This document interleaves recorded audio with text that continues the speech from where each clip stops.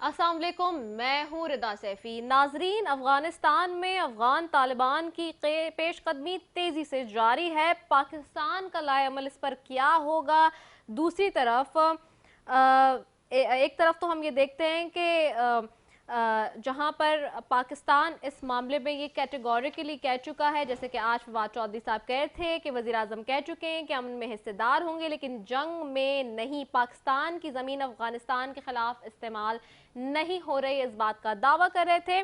तो दूसरी तरफ हमने ये भी देखा कि पाक फौज के लेफ्टिनेंट जनरल बाबर इफ्तिखार ने एक बयान में कहा 2 दिन कबल अपनी प्रेस कॉन्फ्रेंस में कि अफगानिस्तान में भारतीय सरमायाकारी डूबती नजर आ रही है, जबकि तालिबान अफगानिस्तान के 85% हिस्से पर कंट्रोल करने का दावा कर चुके हैं। तो एक तरफ चीनी वजारत खारजा ये कहते हैं कि अमरीका अफगान मसले का असल मुजरिम है। ना सिर्फ चीनी वजारत खारजा ये कहते हैं, बल्कि अशरफ गनी भी ये कहते हैं, जो कि अफगान सदर हैं, कि उन्होंने दावा किया है कि 2 साल पहले ही अमरीकी सदर डोनाल्ड ट्रंप से कहा था कि अमरीका अफगानिस्तान छोड़ दे। साथ ही उन्होंने एक बयान में ये भी फरमाया कि उन्होंने ये भी कहा कि मुल्क में मौजूदा तशद्दुद के जिम्मेदार तालिबान है, जिसमें हर रोज़ 200 से 600 अफराद मारे जा रहे हैं। और पूछना चाहता हूँ, तालिबान अब किसके लिए जंग लड़ रहे हैं और इसका फ़ायदा किससे होगा? ये वो सारा तनाज़े है जो कि इस वक्त खड़ा हो गया है। और अमरीकी वज़ीर दिफा खुद ये कहते हैं कि अफगान तनाज़े के हल के लिए आलमी बरादरी दबाव डाले तो ये जाके हल होगा। इस सारे मामले पे आज हम बात करेंगे खुसूसी तौर पे। साथ ही इसके अलावा कुछ पाकिस्तानी सियासत के हवाले से भी गुफ्तगू होगी। आज हमारे साथ बड़े ही ख़ास मेहमान होंगे नाज़रीन, जिनके साथ हम खुसूसी तौर पे सारी गुफ्तगू करेंगे। साबिक वज़ीर दाखिला हैं, पाकिस्तान पीपल्स पार्टी से उनका ताल्लुक है, सीनियर मरकजी रहनुमा हैं जी, सेनेटर रहमान मलिक साहब हैं। बहुत ही अच्छी और गहरी निगाह उनकी सारे मौज़ूआत पर होती है। बहुत शुक्रिया कि आपने अपना कीमती वक्त दिया रहमान मलिक साहब। सबसे पहले तो मैं आपसे जानना चाहूँगी, आप कैसे देख रहे हैं इस सारे मामले को? अफगानिस्तान में अफगान तालिबान की पेशकदमी जिस तरह से जारी है, क्या समझते हैं इस सारे मामले पे आप? बिस्मिल्लाहिर्रहमानिर्रहीम। इस वक्त जो अफ़गानिस्तान का इशू और अफ़गानिस्तान जिस तरह आग लगी हुई है, मेरे इस रीजन का हर बच्चा जानता है।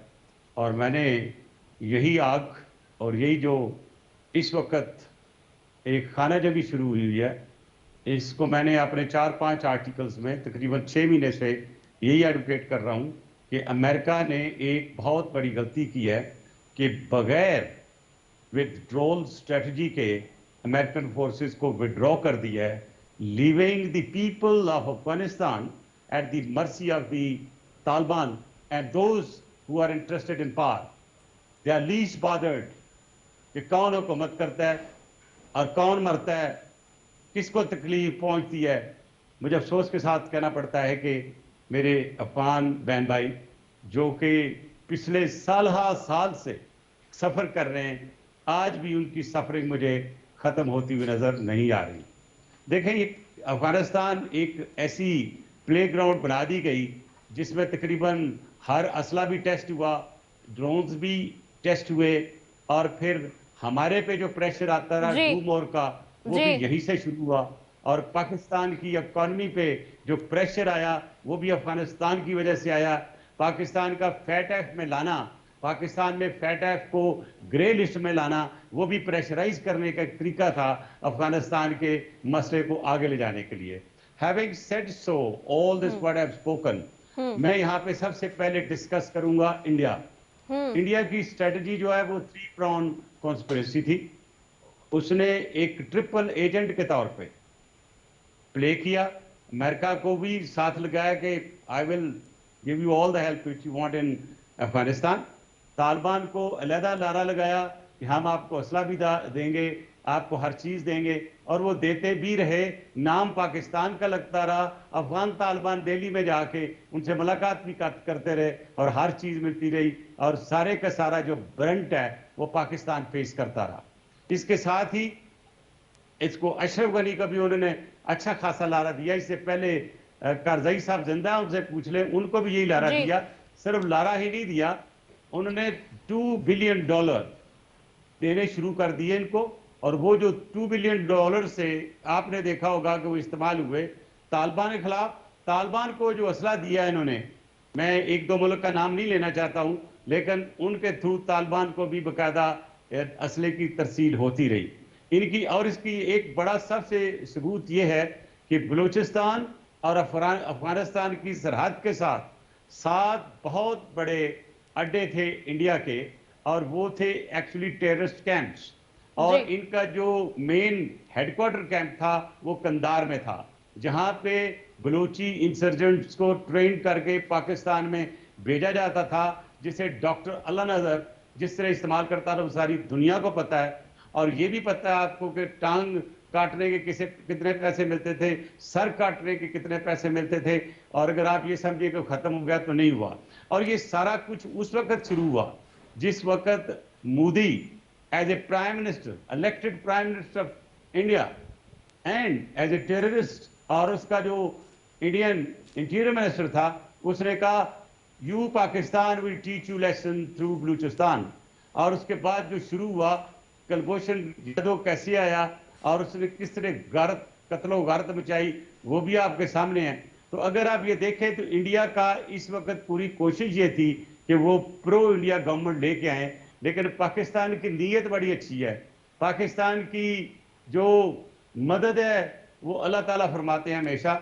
और आप देखेंगे अभी चंद दिन पहले ये तालिबान मिले थे दोहा में इंडियन फॉरेन मिनिस्टर के साथ, जी और यही तय हुआ था वो कुछ देंगे, और क्या दिया अल्लाह जानता है, दिया तो होगा। दूसरी मीटिंग आज से एक हफ्ता पहले दुबई में हुई। जी उसके बाद एक मीटिंग जो है Doval, Ajit Doval, who is the national security advisor of the Indian government, he met actually Taliban at undisclosed location, और उसमें भी उनको मदद देने का फैसला किया गया था। लेकिन अल्लाह का करना हुआ कि जो कंधार में ये पकड़े गए हैं असले के साथ, और जिस तरह वहां पे तफसीलात सामने आई हैं, उससे कंधारी तालिबान का तो कम से कम एक उनकी आंख खुल गई होगी।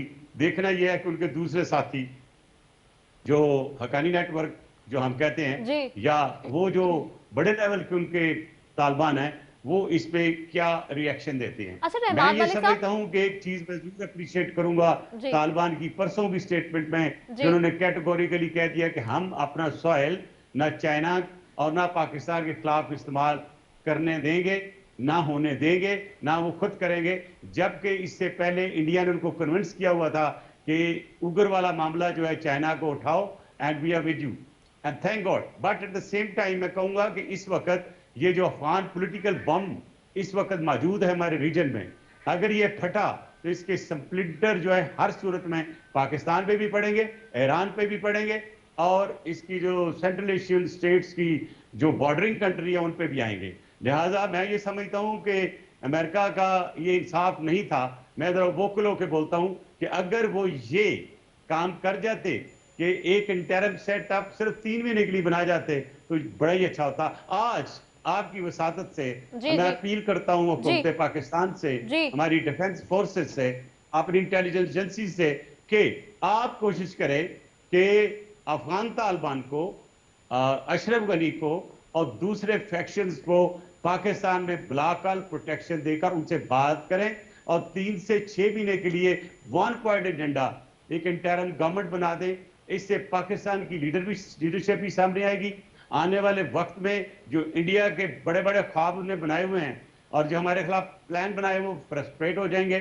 और अगर हमने ये ना किया तो शायद कोई दूसरा कर जाए। और एक ये भी खबर है दुनिया में जी कि तालिबान की और अमेरिका की अंडरस्टैंडिंग हो चुकी है, क्योंकि मुल्ला ब्रदरन जिसको मैंने अरेस्ट जी किया था एज इंटीरियर मिनिस्टर, जी जी और चलते चलाते वो पहुंचे वहां, कैसे पहुंचे एक लंबी दास्तान है। तो मैं ये समझता हूं कि आई होप के नेक्स्ट 3-4 डेज में पाकिस्तान गवर्नमेंट, इमरान खान को भी कहूंगा, मैं जनरल बाजवा साहब से भी कहूंगा, डीजी आईएसआई से भी कहूंगा, और वो लोग जो इसमें जो भी किरदार अदा कर सकते हैं, ख्वाह हमारे उलमा हजरात हैं, वो मिलकर कोशिश करें कि हम तालिबान को और अशरफ गनी को बिठाकर एक इंटरम सेट इस तरह के बनाएं कि ये जो भी आग लगी हुई है ये आग बंद हो जाए। अच्छा जी। रहमान मलिक साहब, मैं आपसे एक सवाल और करूंगी, मुझे ब्रेक पे भी जाना है, लेकिन मैं उससे पहले आपसे एक सवाल छोड़े जाती हूँ, फिर आके आपसे जवाब लूंगी। मुझे ये बताइएगा कि जब आप वजीर दाखिला थे, और जैसे कि अभी आपने खुद भी जिक्र किया, उस वक्त में और इस वक्त की मौजूदा जो सूरत हाल है, इस वक्त में आप इस सिचुएशन को कैसे देखते हैं कि कंपेयर किया जाए? और ये जो एक एक नया जुमला हम देखते हैं और नई बात सुन रहे हैं मुख्तलिफ हुकूमती तर्जुमानों से भी, कि जी वो जो इस वक्त के तालिबान हैं, अब वो अफगान तालिबान, अब वो कुछ बेहतर हैं, कुछ अगर एक तरीके से कहा जाए कि वो कह रहे हैं कि जी अब रिफॉर्म हो गए हैं, चेंज हो गए हैं, तो ये इसका क्या मतलब है? ये जो चीज़ें हम सुन रहे हैं, इसका मैं आपसे जवाब लूंगी, लेकिन एक वक्फे पे मुझे जाना है, ब्रेक पे जा रहे हैं, ब्रेक के बाद वापस आ रहे हैं। नाजरीन, स्टे ट्यून।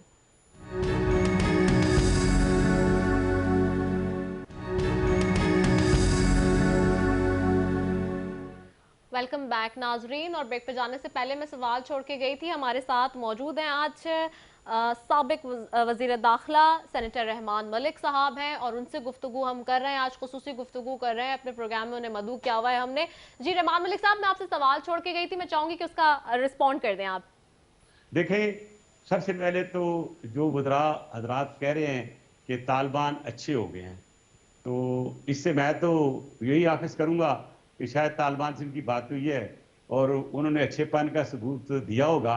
तो जो अच्छेपन का सबूत उन्होंने दिया है, जरा पब्लिक को तो बता दें कि क्या सबूत उन्होंने दिया अच्छा होने का। बहरहाल, इसी बात पे मैं कहूंगा कि जब मेरी पहली मीटिंग प्रेसिडेंट कारज़ई से हुई, जी। तो उसने बात की मुझसे कि mister Malik, your excellency, they are a good Taliban and bad Taliban. Let's deal with the good Taliban and forget about the bad Taliban. We'll take care of them. So, Mr. President, there is no good Taliban, there is no bad Taliban, they're all bad Taliban. Because they're killing people, they're killing your people, they're killing my people. Hence, I will not actually classify them into good Taliban and bad Taliban. Let us say कि अगर ये वाकई good Taliban हैं, तो पाकिस्तान की request पे अगर की जाए, तो क्या तालिबान आके गुड तालिबान होने का प्रूफ देंगे? और पाकिस्तान जो कहेगा वो करेगा, और वो ये करें कि इस तरह गनी भी वो करे, ताकि ये जो इसको कतरो गारत होने वाली है वो भी बहुत ज्यादा। मैं आप इतला के लिए, और ये मैं ऑथेंटिक इन्फॉर्मेशन के तौर पे कह रहा हूं कि गनी साहब ने जितने वॉरलॉर्ड हैं इन द विलेजेस अराउंड काबिल, काबिल एक छोटा सा डिस्ट्रिक्ट है, इसके इर्द गिर्द डिस्ट्रिक्ट जो है सारे बड़े हैं, और मैडम उसमें हुकूमत ने हैवी जो वेपन्स हैं इनमें डिस्ट्रीब्यूट किए हैं, ताकि अगर तालिबान एडवांस करते हैं तो पहले उनको रोके। अब देखें, Afghan Taliban are playing a very smart game. यहां मैं जरूर समझता हूं कि Afghan Taliban have come really smarter than the previous time. अब देखें, सिराज हक्कानी भी एक ऐसे बाप की औलाद हैं जिन्होंने बहुत काम किया उस वक्त जहाद में, जो सब अच्छा समझते थे। और मेरा ख्याल इसी तरह ही मुल्ला उमर के बेटे मुल्ला यकूब, जो इस वक्त डिप्टी हैं उशूरा के, और मुल्ला हैबतुल्ला जो कि इस वक्त के अमीर उल मोमिनीन हैं, मैं समझता हूँ को एक अच्छे इंसान और अच्छे मुसलमान हैं। उस नाते से इनको कोशिश करनी चाहिए कि इंसानियत के नाते से, इस्लामी नाते से और इस्लामी पॉइंट ऑफ व्यू से किसी मुसलमान को नहीं मरना चाहिए। लिहाजा इनको कोशिश करनी चाहिए गिव एंड टेक करके एक इंटरम सेटअप पे राजी होकर इलेक्शन करा ले। लेकिन अब प्रॉब्लम यह है कि इस वक्त हुकूमत जो है अफगानिस्तान की, वो एमिरेट्स ऑफ अफगानिस्तान नहीं मानती, वो कहती है नॉर्मल हो। अब मेरा ख्याल इसमें भी गिव एंड टेक करके अगर इलेक्शन करा लें, कोई रेफरेंडम करा लें, जो उनके लोग कहते हैं वो कर लें। अब ये देखें कि इसमें इनकी सेकंड जो वॉर स्ट्रेटजी है दैट इज वेरी गुड। वो इसलिए कि जितने भी लोगों को असला दिया गया है, उन सारे जितने डिस्ट्रिक्ट्स को तकरीबन इन्होंने इंसर्कल किया हुआ है, वो इनकी ग्रिप में है। अगर वो लड़ते हैं तो खूनरेजी होगी, अगर वो सरेंडर करते हैं तो फिर then it will be easy run over to Kabul. मैं ये समझता हूं कि इस दफा अफगान तालिबान को इतना इजी रन ओवर नहीं मिलेगा काबिल पे, क्योंकि उस तरफ नॉर्दर्न अलायंस भी है। अच्छा अब वो भी रहमान बैठे मलिक हुए साहब, हैं, यहीं अब पे एक उससे चीज आगे ऐड क्या ऑन होगा? करूंगी, कतकराई माफी, एक चीज ऐड ऑन करूंगी। ये जो जहां हम बात कर रहे हैं कि अफगान तालिबान अब मॉडरेट हो गए हैं, और ये वाली सारी बात, कुछ मुबस्सरीन मुख्तलिफ ये भी कह रहे हैं तज्जियाकार के अगर ऐसी बात है और इस तरह की बात जैसे कि हम डिस्कस करें, हुकूमती कुछ लोग वज़रा और तर्जुमानों के मुंह से हम इस तरह की बात सुन रहे हैं, तो लोग कह रहे हैं कि हम क्या वो एपीएस के बच्चों को भूल गए? वो जो कराची, लाहौर, क्वेटा, पेशावर के धमाके हुए, क्या वो भूल गए? ये सारी चीजें कैसे भूल सकते हैं और कैसे कह सकते हैं कि जी वो मॉडरेट हो गए? आपने मैं सही बड़ा अच्छा क्वेश्चन किया। बेसिकली अगर इस मैं क्वेश्चन को लेकर चलूं, जी तो मैं CA political expert and former interior minister and having written book on that and also on the situation of Afghanistan after thorough research, I can say you one thing कि सबसे पहले मुझे ये बताया हुकूमत कि उन्होंने इन तालिबान की क्लासिफिकेशन कैसे की, good Taliban and bad Taliban and moderate Taliban. क्या पिछले महीने बच्चियों के स्कूल पे हमला नहीं हुआ था? 45 मेरी बच्चियां अफगानिस्तान की नहीं शहीद हुई थी।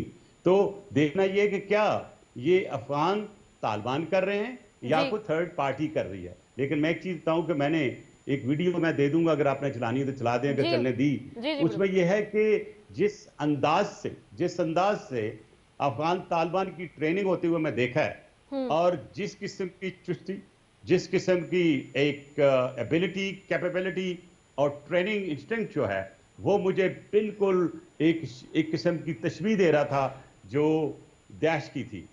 और वो तशबीह थी जो अफगानिस्तान नहीं बल्कि इराक में एक ट्रेनिंग दी गई थी उनको वहां पे भेजने के लिए सीरिया में। सीरिया मैं में एक मैं और आपसे ब्रेकिंग यही अगला सवाल करने वाली थी, आपने बड़ा अच्छा पॉइंट उठा दिया कि दाइश के बढ़ते न्यूज, कदम भी किस तरह रोके जा सकते हैं एक अफगानिस्तान में, मिनट, यही। हाँ जी एक मिनट, भी एक मिनट जरा मैं ये खत्म कर लूं। जी जी जी।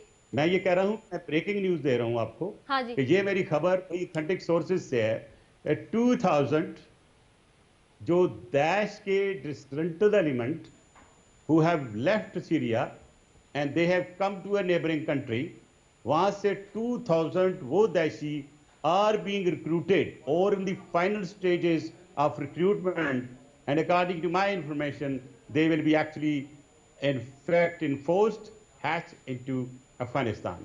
अब ओ आ गई आपकी बात दैश जी वर्सेस वर्सेस तालिबान। या अब थोड़ी सी बैकग्राउंड में पीछे जाऊं।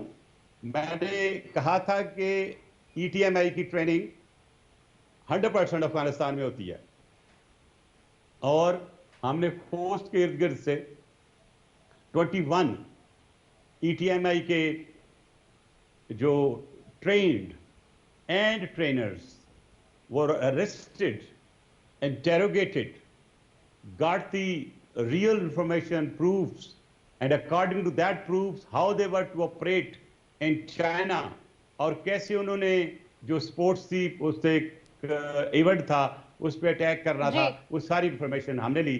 उन बंदों को भी अरेस्ट करके कानून के तकाजे पूरे करते हुए हमने चाइना को दिया। And I am very happy to tell my people of Pakistan and the people of China, that was the actually turning point के जो ईटीएमआई पे एक्शन हुआ, ईटीएमआई के पीपल पकड़े गए, और वो एक ईटीएम कई मूव जो गए चाइना के लिए एक टेररिज्म बनी हुई थी, दर्द सर था। और इसी के बाद जब हमने पकड़ लिए तो मुझे, बिलावल भुट्टो जरदारी साहब को, मुझे आसफा भुट्टो साहिबा जी और उनकी बहन मुख्ताबर भुट्टो साहिबा गए थे China, and we were welcome in a very very big way. और ये वो असल में एक जेस्चर था उनका जो हमने उनको दिया था। लिहाजा चाइना को ये पता है कि अगर को फायदा होगा, ये पाकिस्तान की प्रोटेक्शन, पाकिस्तान से ही प्रोटेक्शन आएगी ये चाइना के लिए इन ऑल दीज एक्टिविटीज। इसलिए मैंने बहुत पहले वाजा कर दिया था कि ये तालिबान को जो इंडिया पक्का कर रहा है, और हाँ इसमें जी 50 उसने सेंटर इंडिया में बनाए हुए हैं, ये इंडिया में इस्तेमाल नहीं होने वाले, ये चाइना में इस्तेमाल करना चाहता था। तो ये ग्रुपिंग हो रही थी, एंड थैंक गॉड कि तालिबान ने इसका ऐलान कर दिया। लेट्स होप कि इंडिया भी ऐलान करे कि जो वो लोग, वो दैशी जो ट्रेड हुए हैं, और जिस तरह वो श्रीलंका में उन्होंने अटैक किया था, कोई ऐसा अटैक वो चाइना पे नहीं करेंगे। तो मैं ये समझता हूं कि पाकिस्तान ने जितनी खिदमत की अफगानिस्तान की, या इस इलाके में खित्ते में अमन लाने की, और यहां तक कि तालिबान को बड़ी मुश्किल से लेफ्ट राइट से इकट्ठा करके दोहा में ले गए, और अमेरिका के हवाले कर दिया। और आपने देखा कि पहली मीटिंग में पाकिस्तान उस मीटिंग में शामिल था, जो अफगानिस्तान की जी लीडरशिप जो तालिबान की उनके साथ, अमेरिका के साथ। दूसरी मीटिंग में इन्होंने बगैर पाकिस्तान के की। हाँ तो जी मुल्ला ब्रदर ने हाँ क्या जी डील की? एक मिनट बीबी, एक जी मिनट। जी मुल्ला ब्रदर ने जी क्या डील की अमेरिका के साथ?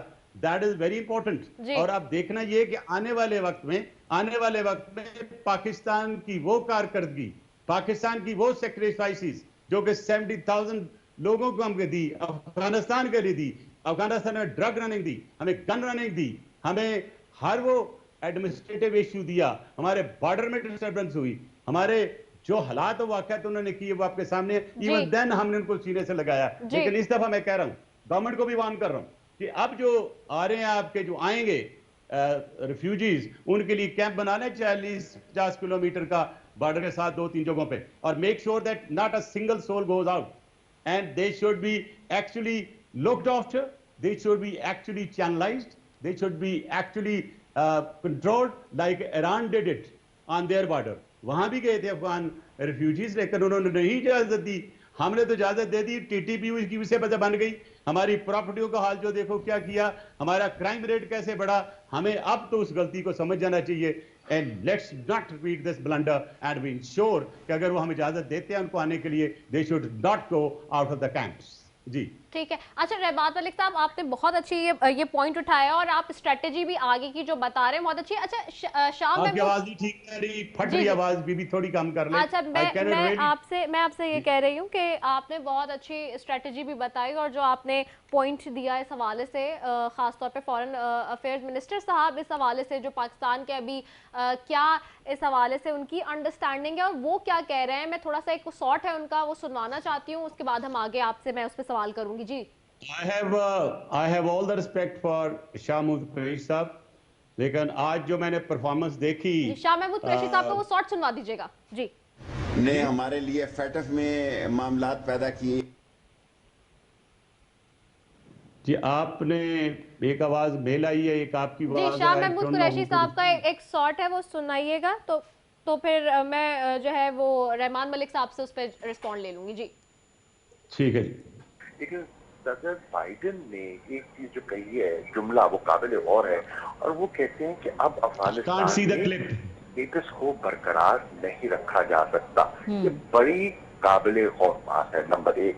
नंबर दो, उन्होंने कहा कि जो इनखला है वो तो अब होना है, इसका फैसला तो हो चुका, तो वो अपना वाज़े मौक़िफ़ दे चुके हैं, ये कह चुके हैं कि मजीद रहने का उनका कोई इरादा नहीं, पार्टनरशिप कायम रखेंगे।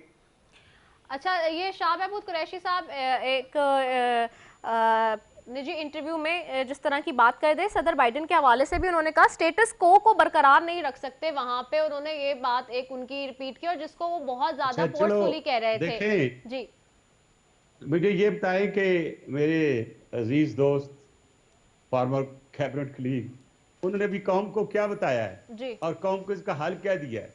अब देखिए, जो बाइडेन की स्टेटमेंट तो पब्लिक है जी, 3 लाख ट्रेन फौजी हैं। मैं उनको चैलेंज तो नहीं करता, he is the president of United states of America, लेकिन अगर आप सारे फौजियों को देखें जो ट्रेंड है, वो 1 लाख से ज्यादा नहीं है। ये कोई ढकी छुपी बात नहीं है। और कुछ लोगों को तनख्वाहें मिलती हैं और वो एक्चुअली रिक्रूटेड नहीं है, वो उसमें नहीं है, वो पैसे लेने के लिए किया जाता था। I am sorry, I am not putting an allegation, but that's what is coming from Afghanistan. Number 2, मैं शाह महमूद कुरैशी साहब से एक क्वेश्चन करूंगा जी कि देखें, आप एक्चुअली हमारा फेस हैं दुनिया में। आप हमें बताएं कि जब ये इनखला हो रहा था, जैसे आपने भी कहा कि इनखला हो चुका जी। है, अब इनखला हो जाना है, जी। इनखला रुकेगा नहीं, ये तो वो चीजें सारी दुनिया को पता है। आप हमें ये बताएं, as a foreign minister Qureshi साहब, आपने कोई किसी किस्म की करारदाद पेश की यूएन में जिसमें ये कहा गया हो कि जब आप आए थे, आप तो यूएन की करारदाद से आए थे 9/11 का, कि जी 9/11 हो गया है, और करारदाद यह है कि anybody who does not take part in the war on terror, the American war on terror will be treated as enemy, और उस वक्त चार्टर में आया था आपके। अब ये मैं पूछता हूं कि उसी को सामने रखते हुए, व्हाई हैज पाकिस्तान और अफगानिस्तान और एनीबॉडी फ्रॉम द वर्ल्ड जी। has not come to the United Nations asking the United Nations कि ये इनखला नहीं होना चाहिए, जब तक इंटरिम गवर्नमेंट नहीं बनती है, क्योंकि अगर इंटरिम सेटअप नहीं आता तो फिर ये एक किस्म की खाना जंगी होगी जिसे आप सिविल वॉर कहते हैं। तो दैट मीन्स के अगर ये नहीं किया गया तो कल को तो हिस्ट्री में आप जाएंगे, अपने कुरैशी साहब लोग पूछेंगे आपसे कि आपने क्या एफर्ट किए। अब मैं ये समझता हूं कि अभी भी इट्स नॉट टू लेट। मैं आपसे रिक्वेस्ट करूंगा एज ए फॉरेन मिनिस्टर और अपने स्टेक होल्डर से कि आप अगले 3-4 रोज में एक इनवाइट करें सबको। अगर टर्की जा सकते हैं वो ईरान जा सकते हैं, वो रशिया जा सकते हैं, वो जर्मनी जा सकते हैं, वो सऊदीया जा सकते हैं, वो श्रीलंका जा सकते हैं, तो पाकिस्तान में क्यों नहीं आ सकते? पाकिस्तान में बुलाएं, हमारे एहसानात हैं उन पे। मैं बहुत बड़ी बात नहीं करता, ये वही तालिबान हैं, ये वही बच्चे हैं जो जनरल बाबर के वक्त बने थे, और ये वही बच्चे हैं जिनको अमेरिका ने भी तस्लीम किया, सऊदीया ने भी तस्लीम किया। आज वो बहुत बड़े हो गए हैं, उनके बहुत दोस्त हो गए हैं। मैं उनको भी एडवाइस करूंगा कि वो जो होता है, कहते हैं हम साया मां जाया, we are your neighbours, we still have love and affection for you, don't fall a trap in the hands of Indian और एनीबॉडी एल्स। ठीक है, sit together, take the advice of people, Pakistani leadership. ठीक है रहमान मलिक साहब, एक हम वक्फे की तरफ बढ़ते हैं, उसके बाद वापस आ रहे हैं, साथ रहे, स्टे ट्यून्ड।